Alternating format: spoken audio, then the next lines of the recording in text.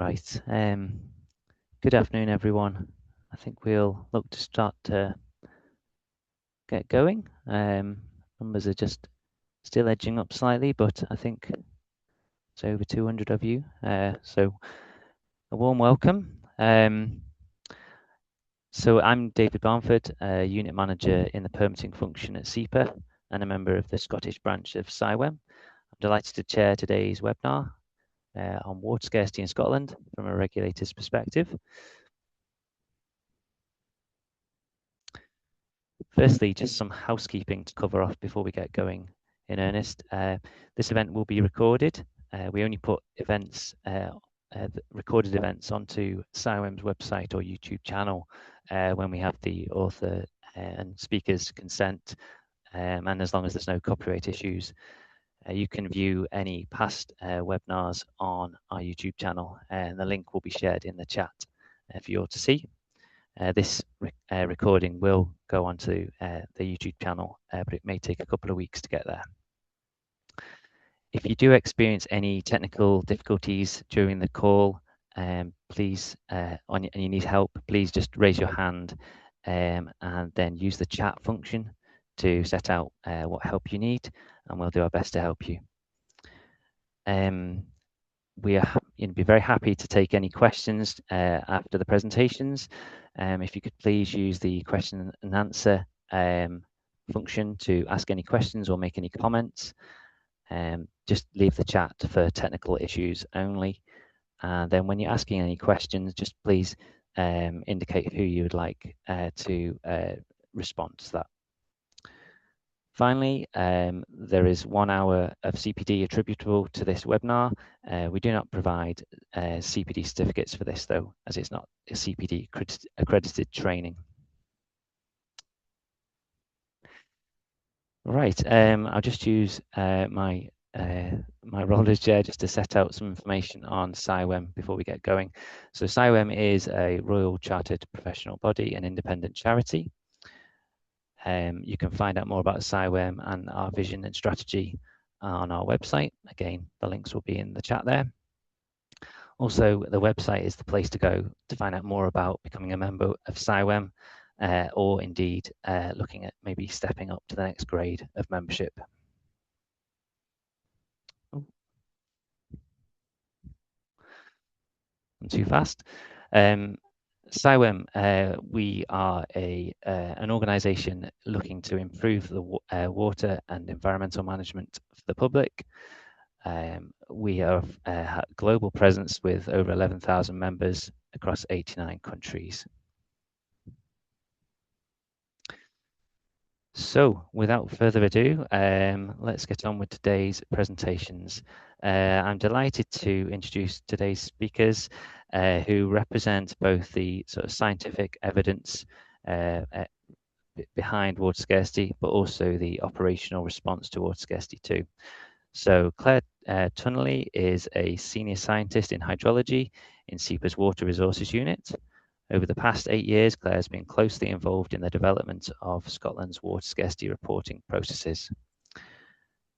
And then once Claire's shared, we'll be passing on to Dr. Ailey Johnson, who is a senior manager in SEPA's Regulation, Business and Environment function.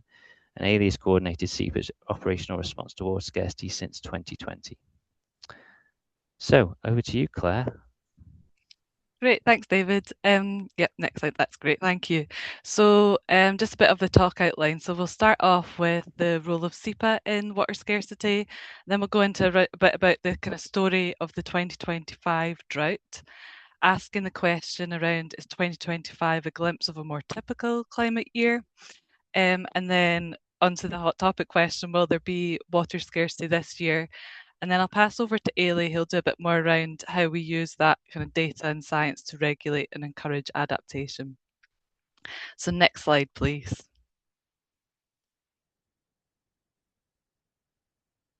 So yeah, just a bit around what do we mean by water scarcity in Scotland. So you know, Scotland has a bit of a reputation for being dreich, meaning quite damp and wet. And it often leads people to ask the question, it's always raining in Scotland, don't we have plenty of water? And yes, Scotland is a water-rich country, especially when we compare that to other parts of the world. But our ecosystems and our economy are built up around that water being available. So when we have those climate extremes and we have a drought occurring in an area where there's water demand, then we can have these water scarcity impacts. And this diagram here is around showing this sort of water scarcity as this imbalance between supply and demand. So I started as a hydrologist in SEPA in 2018, and we had an exceptionally dry summer in the northeast of Scotland then, so that was the Aberdeenshire region. And at that point, we saw major impacts on those reliant on river abstractions. So, for example, agriculture, whisky distilleries, and also hydropower. And then we also saw impacts to our public and private water supplies, along with ecological damage with fish kills and also freshwater pearl mussel kills as well. So next slide, please.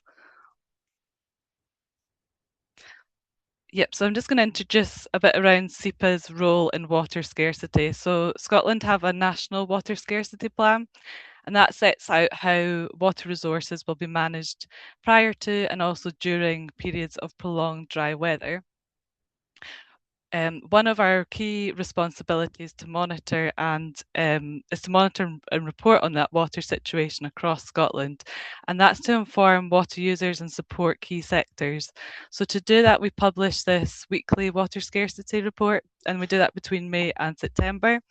We also provide advice and guidance. We use our regulatory influence to encourage adaptation.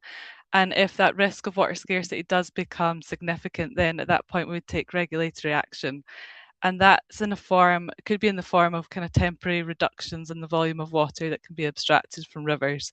So as you can imagine, that can have quite major knock-on impacts for water users. For example, a farmer abstracting water to irrigate crops. Next slide, please. So yeah, to best show our role in practice, I'm going to go back to last year, and that was the drought of 2025. And we're going to go through the event that generated a lot of media interest and tell the story behind the headlines that were published here. Next slide, please. So yeah, the story of 2025 really begins when we look at the autumn prior to that, so the autumn of 24. And here what we're looking at are the maps on the left are Met Office maps that show the rainfall amount as a percentage of the long-term average, or what we'd normally expect. So we've got autumn on the left and winter on the right. So autumn in Scotland, we had the 5th driest autumn in 100 years. And that was followed by winter, which saw below average rainfall for much of the country. And just to note, you can see how that differs quite a bit from England over the winter and over autumn, where they also had a drought, but it was much more of a rapid onset. It kind of started in spring of 25. So for us, a dry winter really is a key in the risk of water scarcity for the season ahead. So we publish our winter water situation report in March every year. And last year, for 2025, it read many parts of Scotland have had drier than normal conditions this winter, and without significant above average rainfall in spring and summer, there's an increased chance of water scarcity.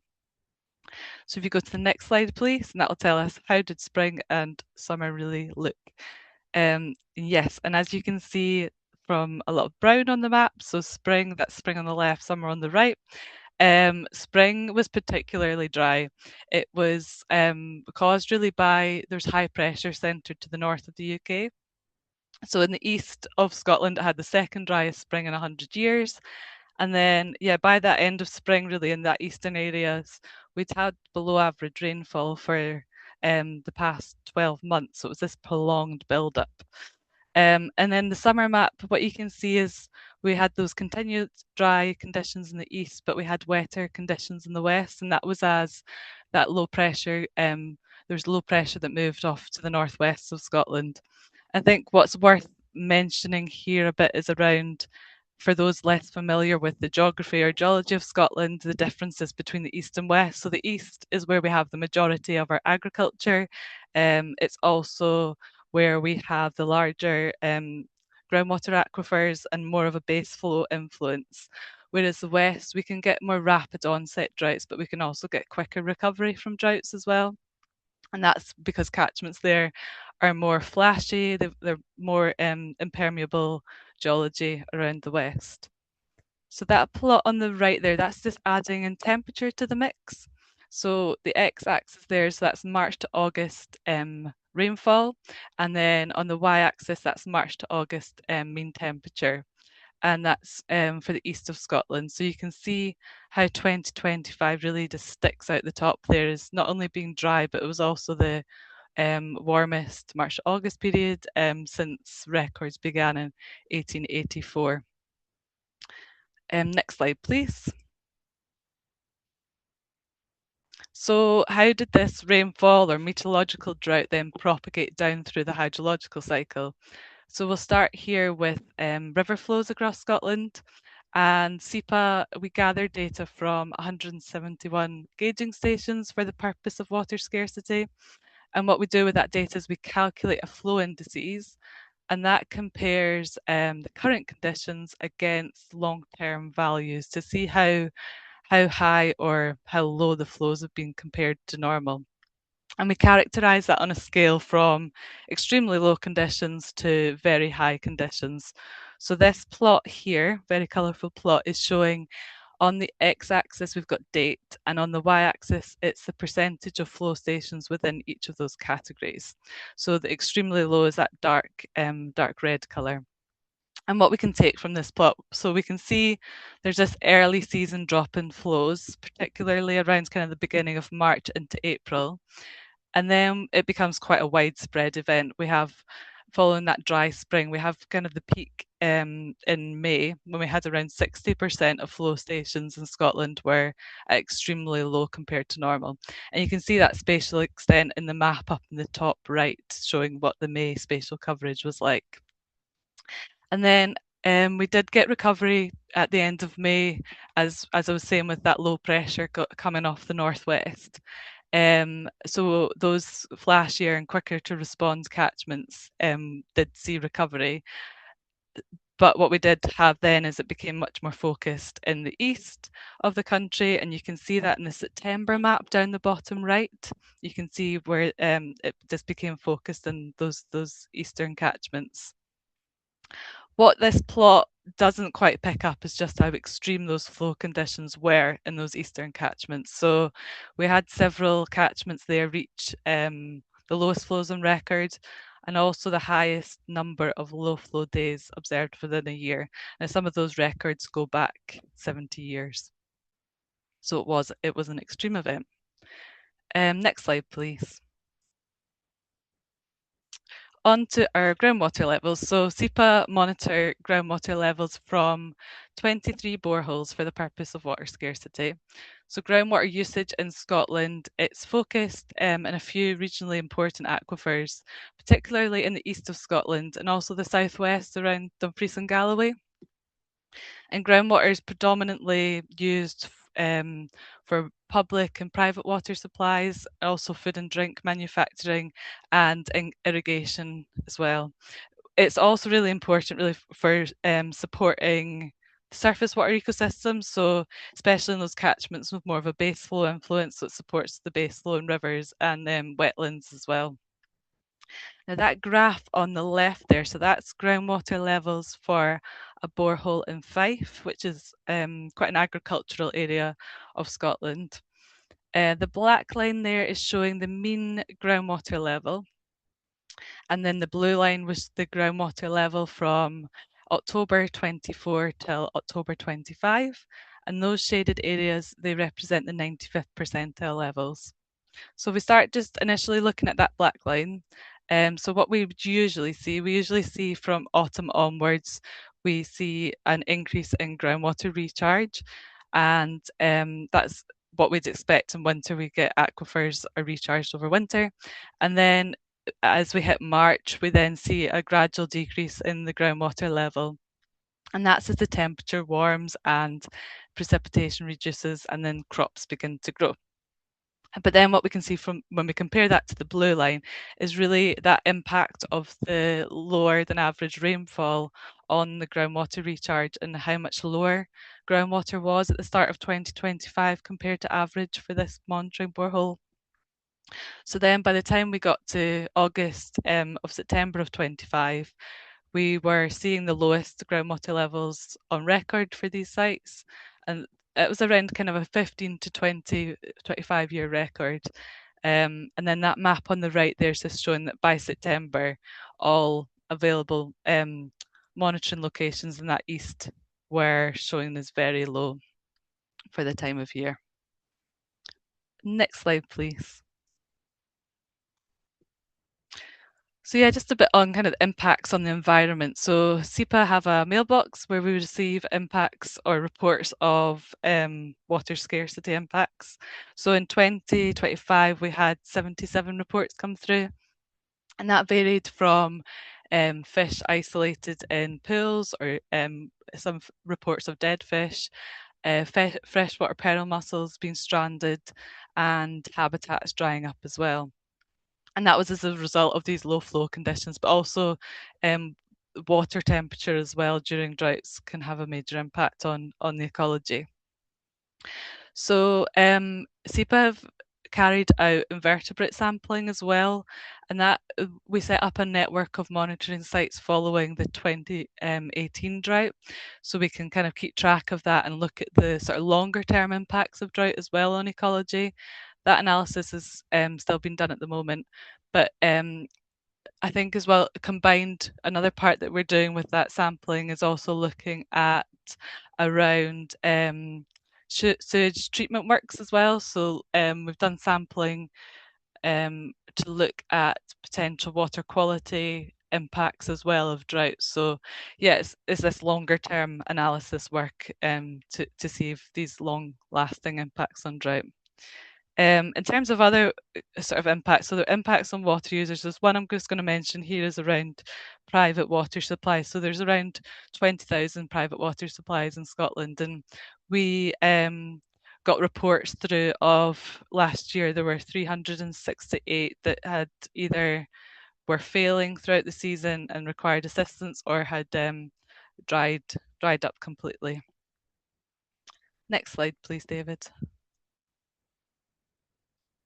So yeah, how does SEPA actually communicate all this data throughout the season?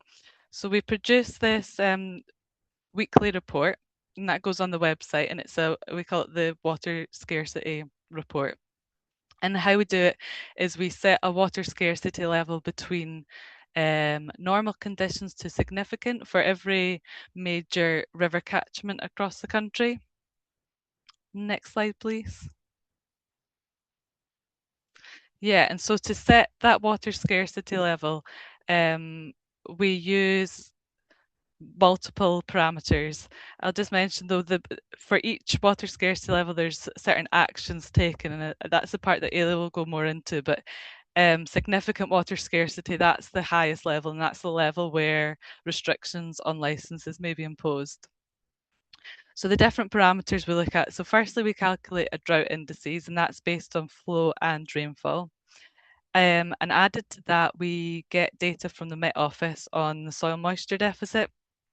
And then we consider the forecast, the rainfall forecast for the week ahead.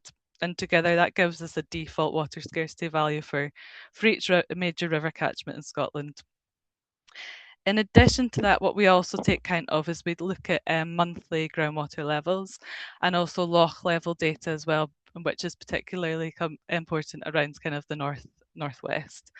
And we also take into account any sort of evidence-based data that's coming through on that low flow impacts mailbox. And that's coming through on any sort of specific impacts. But what we found back in 2018 when we had that major drought in the northeast was it was very hit or miss whether we're actually receiving those reports and how we gather evidence of drought. So we developed this, call it the drought risk assessment tool. And it's really become quite a key aspect of how we now respond to droughts. In a very similar way, where we use trigger levels for flood warning, we now have a threshold for for defining significant water scarcity. So yeah, we use that just to define the highest level, so that's significant scarcity. And the way it works is it uses a clear threshold. So the threshold is 30 continuous days of river flows being very low. And that threshold was based on studies done and also experience from the 2018 drought. And it's very much based on prevention of impacts rather than responding to the impacts. So we're trying to prevent them before we see them. Next slide, please. So yeah, this is just showing a bit more of this drought risk assessment tool. So it's a public facing web page. The dots on the map, they're showing the gauging stations that we use across Scotland.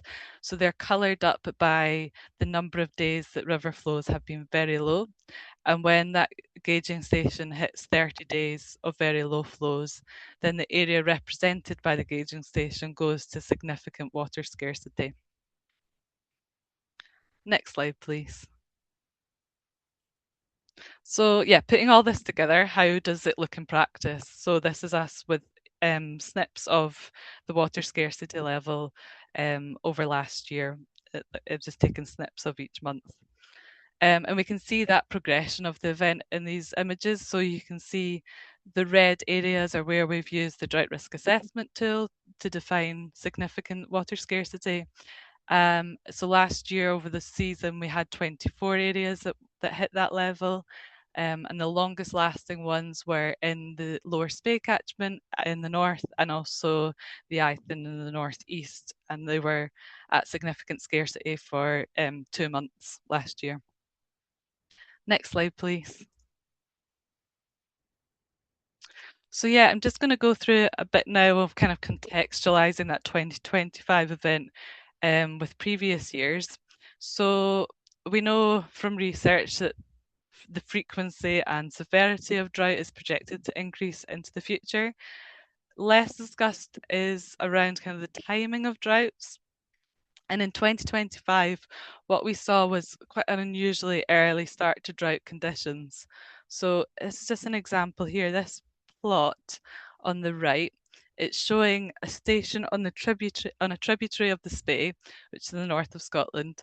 It drains part of the Cairngorm, so that's the highest, snowiest plateau in the UK. The Spey is also, you probably might have heard of it from its well-known Speyside whisky distilleries. On the x-axis of this plot, we've got it's the date from May to the end of the year. And then on the y-axis is the year from going back to the 1980s. And it's coloured up by days at very low flows. So the same as what we would use for the drought risk assessment tool. And the purple colouring is when we hit that 30 days of very low flows, so significant scarcity. And I've marked on just a vertical line there, just showing how early those low flow conditions were in 2025. And we saw this as well if we looked at a gauging station on the main stem of the Spey. So in the past, it has a 70-year record. And in the past, we've recorded days at very low flows in May only 3 other times. And usually it's been 2 to 3 days. But in 2025, we had 20 days at very low flows. And also looking at the record as well, 3 out of 4 of those times where it has even occurred in May have occurred in the last 10 years. So I think that's raised quite important questions to us around what are the sort of drivers of this early season drought. And we know that snow was particularly lacking in winter before the 2025 event. So is that making rivers less resilient to drier springs? Why does that matter? Well, I think understanding the ecological implications is critical in terms of fish movement and also spawning early in the season. So next slide, please. Yeah, just another kind of thought or take home that we got from 2025. If we move further south, so this is to Fife again, which I mentioned is quite an agricultural area of Scotland. And this plot here is just showing is for Kenback gauging station. So that's where we had the highest number of low flow days in 2025 since 1973. And again, that plot is just coloured up by days at very low flows. So you can see from it, Kenbach initially hit significant scarcity around the 20th of July. So that first purple line. And then reset the following day after quite intense rainfall of around 30 millimetres. But then what you see is 5 days later, it hits very low flows again, and it continues again. And we have a very similar situation in September, where it resets from quite intense rain and then hits very low flows again 5 days later. I think that got us thinking around projections of higher temperatures and more frequent intense summer storms, whether that's adding an extra layer of complexity to droughts, and really whether these sort of short-term or short-lived hydrological resets, are they enough to support any meaningful ecological recovery? I think as well what we took from this is this thinking around the storyline if they hadn't had reset during that period. So that period really covers a large part of the irrigation season in an agricultural area. So thinking around the implications of that in terms of food production. So yeah, I think 2025 really got us thinking, is this more of a glimpse into the characteristics of future droughts in Scotland? And if so, what are the ecological and also the operational implications? And I think understanding these sort of lessons taken from last year is important for developing climate resilient water management strategies going forward. Next slide, please, David. So yeah, just to finish before I hand over to Ailey, will there be water scarcity this year? So as I mentioned earlier, winter rainfall is really important in helping us think about the risk into the season. And we ended summer of last year and going into autumn with the east having had record lows, months of below average rainfall, and it had a major deficit really that had built up over 2025. And so these maps here are again back to the Met Office anomaly maps. Autumn on the left, winter on the right. So you see autumn was around average, slightly wetter in parts, slightly drier in parts, but overall around average.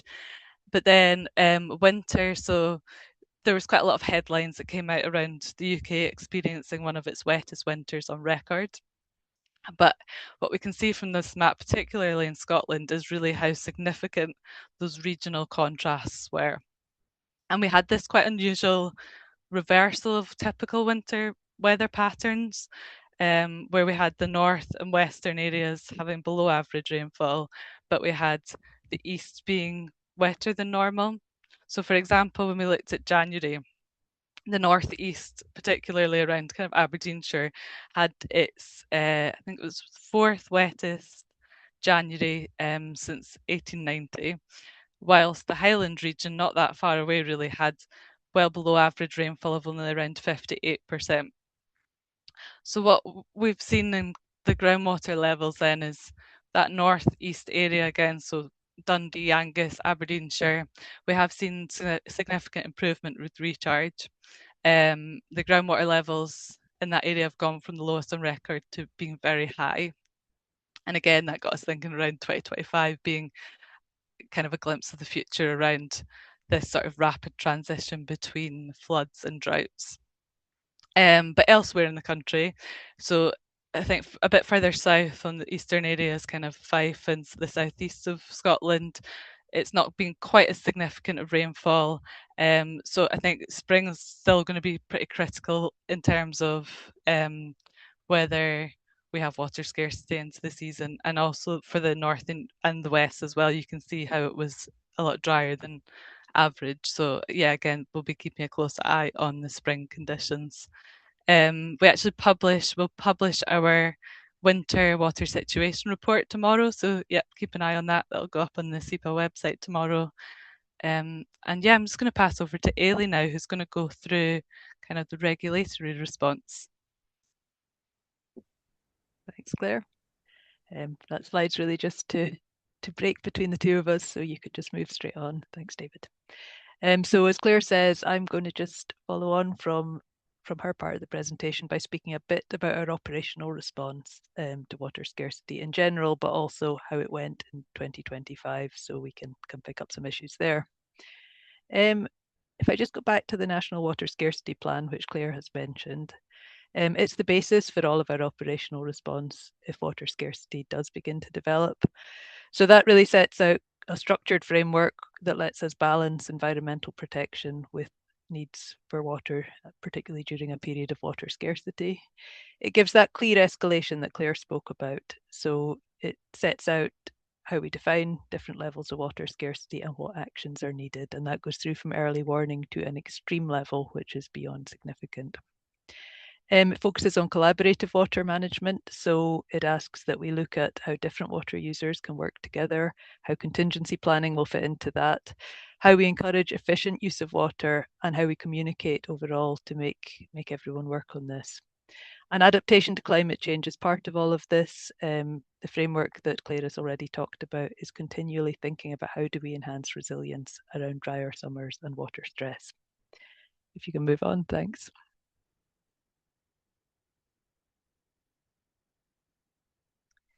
So just in terms of a background about abstractions in Scotland, the map on the left doesn't tell you a huge amount. This is all of the water use licenses, which cover abstraction, but also discharges, engineering, and so on. All I really want you to take from it is there are lots of permits to use the water environment out there. In general, they correlate with where there are centres of population.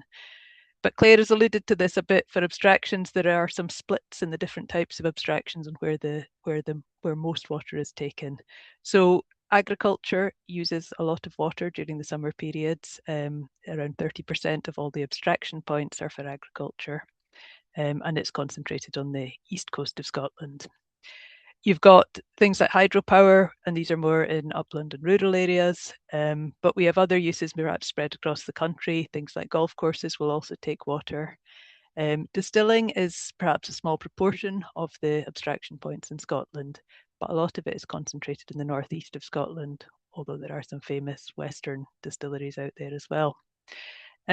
So we have a whole range of different industries as well that are licensed to use water in their processes, and these are spread in various ways, but a lot of the biggest sort of abstraction licenses are to the east of the country, and we've looked at the kind of weather pattern there. So I've just put some figures on. There are around 6,500 abstraction points in Scotland and more than 2,500 permits, and those figures exclude drinking water abstractions, which I won't talk about much more going through this. So if I could have the next slide, please. So just our overarching approach, operational approach for water scarcity is really all along to engage with those who take water, abstract it from the environment, to look at how to improve water resilience. And that kind of communication happens throughout the year, and it's something we work towards. But during water scarcity, when we start to see levels dropping, our role is to provide information to abstractors. And then if we reach significant scarcity, as Claire has mentioned, we would take regulatory action to protect the environment. I've taken kind of the same bit of a diagram as Claire used earlier here. At early warning, we will start to do some general communications around water scarcity, but at alert, we do start to do direct messaging to people who have a permit to abstract water. That's usually in the form of emails or text messages, but we might also speak directly to abstractors. At an alert level, we're really just trying to make people aware and offer advice on how they can use water wisely and prepare ahead. That will ramp up as you move towards moderate scarcity, whereas the diagram says you're starting to see environmental impacts. We are trying to speak about what will happen if this continues and asking people to take steps to try and manage the water resources as well as they can. At significant scarcity, once that's reached and people can kind of see that countdown that Claire has spoken about, we would be taking steps to reduce abstractions, and that can involve suspending or reducing the amount of water that people can take during a period of significant scarcity. If I could move on again. So I just wanted to touch on the role of different organisations in Scotland as set out under the National Water Scarcity Plan. So SEPA has a regulatory role in as much as we regulate water activities and can protect the environment using that. And in doing that, we balance environmental and socio-economic needs in the actions that we take. Scottish Water has a key role to play. It is a national organisation managing the public water supply. It does have plans set out for drought periods, it monitors reservoirs, and it also will take steps to promote water saving measures among its consumers. And we meet regularly with Scottish Water throughout the summer months to look at our data on water scarcity and the issues that they are facing.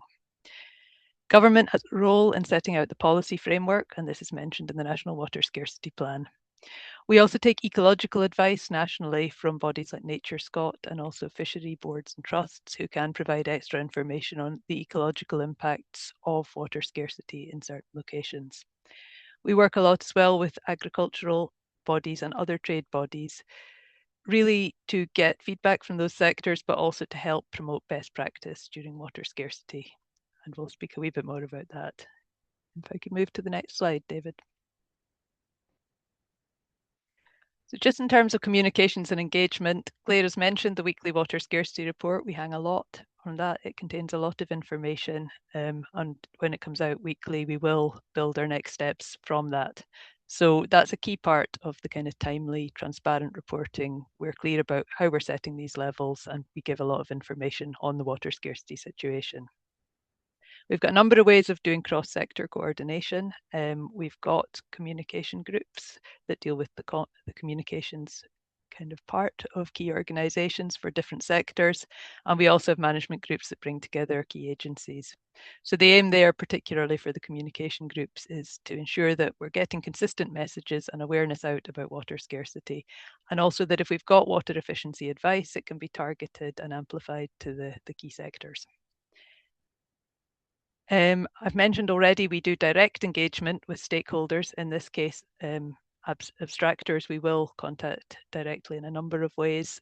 I've spoken about we do forms of messaging that just let them know when the water scarcity report is out, if it has implications for their area.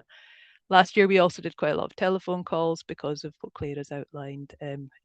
Very dry period early in the season. We really wanted to prepare.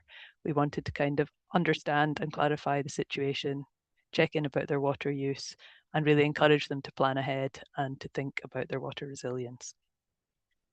More generally, we do a lot of comms work that is just to, when the water scarcity report comes out, to make people aware of the water scarcity situation and to ask for behaviour change and good awareness of that.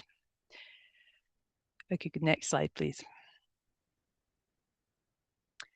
So when we're advising just on things we might want to see, irrigation sector we've put down here, that is mainly agricultural, but actually golf courses also, I guess, abstract to irrigate. And we prioritise awareness of the situation and how water scarcity might be increasing in certain areas.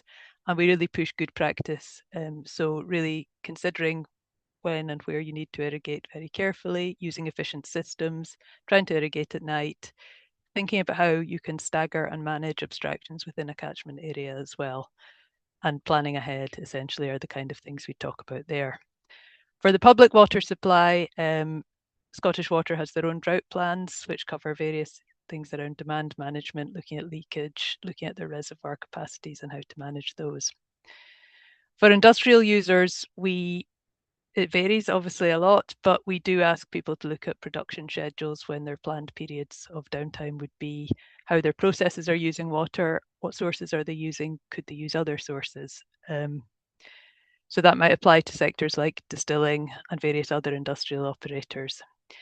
Hydropower we've just listed here because hydropower operators may find that they're not able to continue abstracting to generate, but we would continue to focus on mitigation measures. So for storage hydro schemes, we'd be looking at downstream flow for as long as possible, even if they cannot continue to take water. So there are various things we're asking at different sectors to do as part of an increasing water scarcity situation. If I could move to the next slide, please. Just some regulatory tools to flag up. During water scarcity, we can use fast track application processes. Particular things that are highlighted on our website that people might want to consider are, can they switch sources to groundwater or to different abstraction points in their license? We also look at the options for temporary abstractions if that can happen. So any applications like that are assessed using hydrological criteria to really ensure that it is not allowing over abstraction or having ecological implications. So we ask people to think early about any options like that. The main kind of regulatory tools that we have been using are around suspending abstraction permits or varying them down so that certain points may not be able to abstract, or they may be able to only abstract a lesser amount. I've put down the regulations. Those were under the Controlled Activities regulations, and some of you may be aware that the Environmental Authorisation Scotland regulations, or EASR, came into force in November. So there will be different regulations next year if we were using this approach, but the same principle. If we have put in place restrictions on the amount of water that people take, we do check this during the period of significant water scarcity, and we could take further enforcement action. But I would stress that we've had generally a really good response to any restrictions put in place. People have understood why, and they have taken steps to reduce their abstraction as required. I can go to the next slide.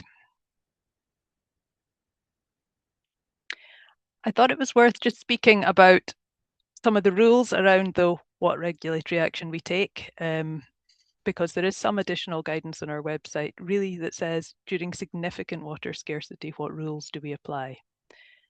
So although I'm kind of saying, yeah, we'll restrict abstractions, there are some additional bits of guidance there saying which we apply during this. So the things that we say can continue would be drinking water supplies and groundwater abstractions at present as well. We say that what can continue is where the abstraction is only really a very small fraction of the Q95 flow, it can continue, and there's a fair bit of calculation goes into that one. Or where it's abstracted and returned in full within a certain distance, we say those can continue. However, if the abstraction is having an impact on a designated site or a protected species, that would override some of those other things. So we do have to look carefully at where there is an ecological impact. And the last point really is registration and GBR level abstraction. So those are ones going up to 50 meters cubed a day can continue as well. So those are the kind of rules that we have in place, and those are on our website. If I could have the next slide. So just to come back to 2025, and Claire's given you all the science behind that and how it was an unusual year. But just from the operational perspective, the weekly water scarcity reporting started in April, which is earlier than usual, and it ran right through to the end of October. So it was a long, long period of doing all these things, communicating, talking to abstractors, taking action. We started to send alert messages on the 25th of April, and again, that's really early. Throughout this last summer, we sent, we think, the best part of 4,000 automated emails and a lot of text messages as well. And just to say, that's repeat, because you will be sending people messages as different levels of water scarcity are reached. But it was a lot of communication there. But as mentioned, we also spoke really quite early in the season to a lot of operators, particularly the agricultural abstractors on the East Coast, but also later we spoke to a lot of distilleries as well in the Northeast. And that was really to check the information that we held, understand their water use, and provide that advice on what steps we wanted them to take. So significant water scarcity really hit in August. And as Claire has mentioned, several areas, it went on for a long period as well. And that was unusual, I would say, for us as well. The last area that actually dropped out of significant scarcity was the Lower Spey, and that was very late in October that area came back from the restrictions that we'd put in place. So Claire's mentioned 24 drought areas reached significant. I think the peak in terms of workload and so on for us was in early September, when we simultaneously had 17 of these drought risk assessment areas at significant scarcity. So there was a lot of regulatory action and communication having to happen around those areas. As a result of what happened in in 2025 during the summer. Throughout the summer, we took regulatory action on 292 permits. So we changed the amount people could abstract for those. And that is the highest number that's the highest amount of regulatory action we've had to take on permits since the National Water Scarcity Plan came out and before. So a lot of work last year on this in order to ensure protection of the water environment and also carry through the actions from the National Water Scarcity Plan. If I could move on from there, thank you. So I just wanted to finish with the impacts, and Claire has covered a lot of this, so I'll not spend a long time. But ecological consequences were quite evident. People could see there were reduced flows and high temperatures. We did have reports of impacts on migratory fish, particularly things like salmonids, and we did see impacts on freshwater pearl mussels, and some of that happened quite early during the summer. Socioeconomic impacts were very, very evident as well. Although some things were able to kind of work through just with the right timing. So we spend a lot of time with agricultural abstractors really looking at the impacts and the timing. Certain things had harvested or had passed the need for irrigation when restrictions came into their area, but we are aware of people who were thinking about harvesting slightly early. We do know that in some areas, particularly some soft fruit crops that might have continued for a bit longer, were unable they really had to just stop producing due to restrictions. For distilling, we know that there were some impacts that were independent of SEPA, perhaps because when temperatures get too high, distilleries can't continue to, for example, take cooling water. But we also know that restrictions, or even the sector has a good understanding, and even the idea that their area was getting drier and there might be restrictions did have a real impact on production. And distilleries do have some downtime during the summer, and some were able to adjust the amounts of production and work with what they were able to take. But yes, there were impacts on production of whisky. Golf, I don't think there were so many impacts, but we did spend a bit of time preparing that sector and really being clear as well that taking from the main supply would just add problems to domestic water supplies. So we were looking at how did they irrigate, what could they do, how were they planning to some extent. And for some industrial sites, again, we were really having to look ahead and say the kind of discussion, what would happen if you couldn't take water from here? How would it affect your process? Where could you take water from instead? And really try to do that planning ahead. Fisheries have reported issues, and hydropower generation wise, hydropower, we saw some areas where they weren't able to continue taking water and producing during some of the summer months. What I would finish, I think, by saying is that we are looking ahead in the way that Claire has outlined. So we've started to look at improved, really, how can we think about catchment level management of water resources? What sectors can look ahead and really think about their storage infrastructure, because we look a bit at this issue of too much water sometimes, too little water other times. What can you do to plan ahead and be more resilient in the face of these challenges? And we're looking more widely at water resource planning to help us deal with future rainfall reductions. And this is going to take work with a number of key sectors really to look at the evidence and to make these plans and changes. So I'll finish there. Thank you very much.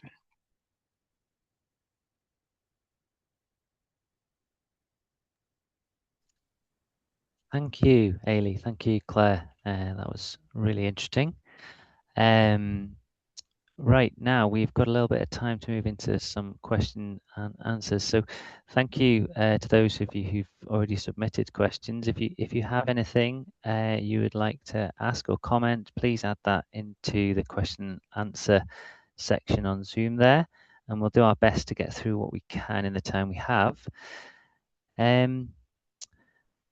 Perhaps just to start with, I suppose it's more of a general kind of question on abstractions, and I suppose either of you could maybe comment on this, but just Andy's asked what proportion of abstractions is due to irrigation, public water supply and industrial, just to maybe give us an idea.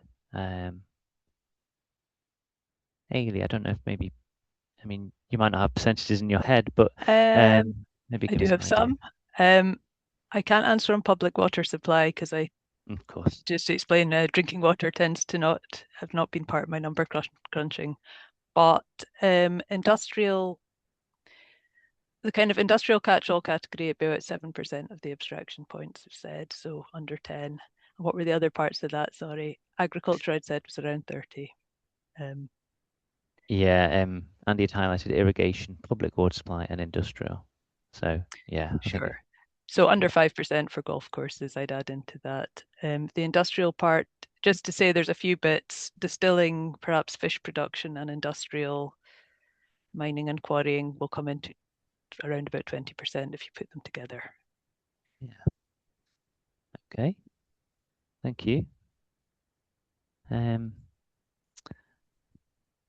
question here from where's it gone?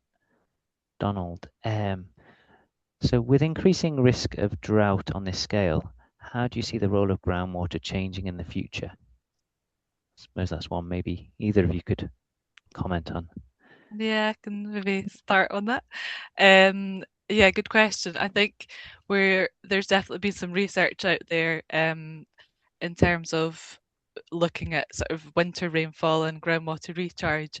For us, we're really trying to get to kind of grips, especially in those areas where they are more baseflow dominated, around that role of groundwater and the interaction, particularly with the interaction with surface waters and how it can make it more at risk, especially for the surface water abstraction.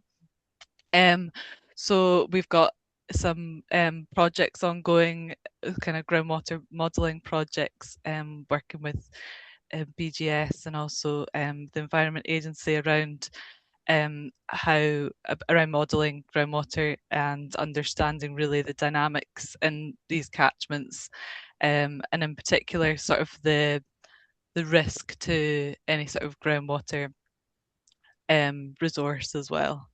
But at the moment, any sort of groundwater abstraction that comes in, we would check that, and we would look at the risk on a site-by-site basis.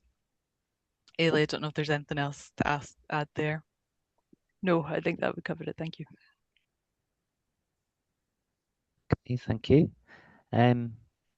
Staying on a similar theme, Claire, maybe, but just thinking back to drought, are the drought thresholds linked to groundwater levels? This might be particularly relevant to areas with wetlands, springs, abstractions that rely on groundwater storage. That's a question from Doris. Yes, the drought risk assessment tool, so that the threshold there is based on river flows, so it's 30 days below a low flow threshold. So that low flow threshold is Q95, so it's basically the river flows on a normal year would only get below that level 5% of the time. Once we get 30 days of those river flows being that low is when we really start to see those ecological risks. So Q95, so the sort of the low flow threshold is specific to each river catchment, and therefore it would be higher in more baseflow dominated areas. So where there is more groundwater influence, it would be higher. So it kind of takes account of it in that respect. But no, we're monitoring the river levels to get that drought risk assessment threshold.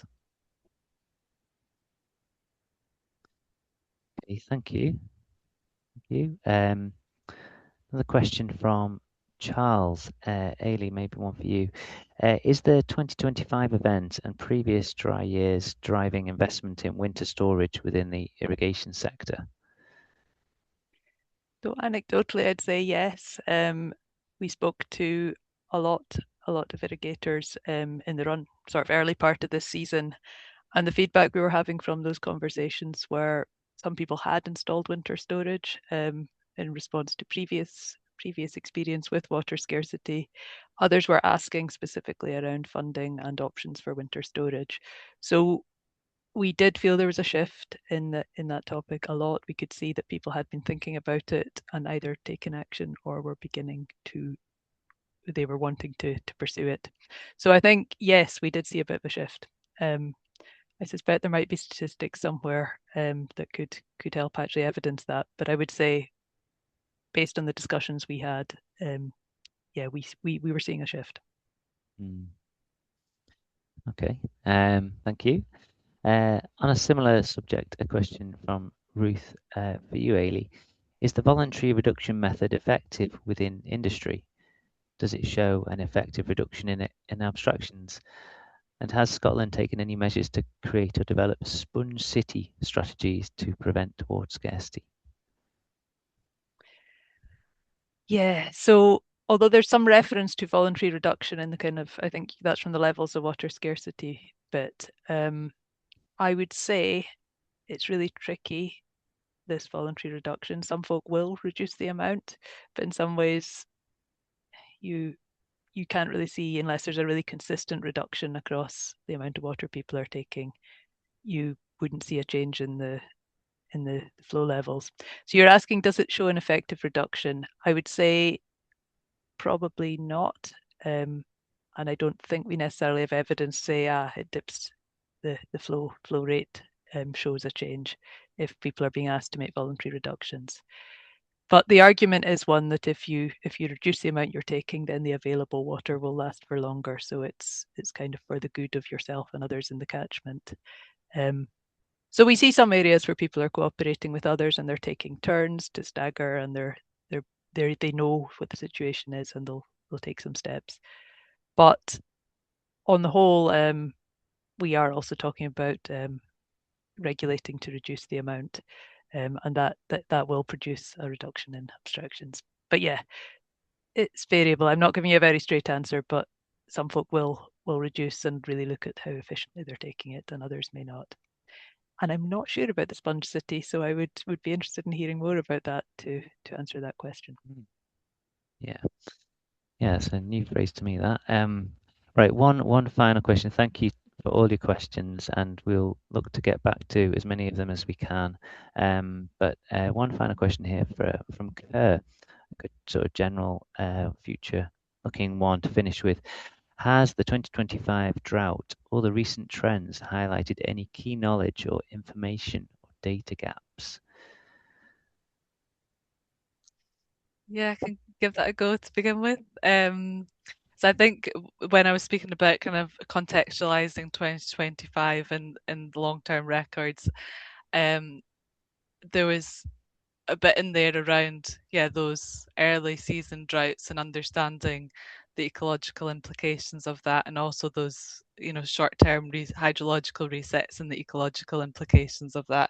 So I think, there's probably trying to really understand the impacts of drought into the future with these climate change projections, and in particular the ecological impacts there. And then I think there's work around sort of our forecasting ability and being able to forecast into the future as well, to give as much advance notice. And I think that's something that came out of 2025 in terms of how we communicate with abstractors, was getting as much advance notice as possible is really key.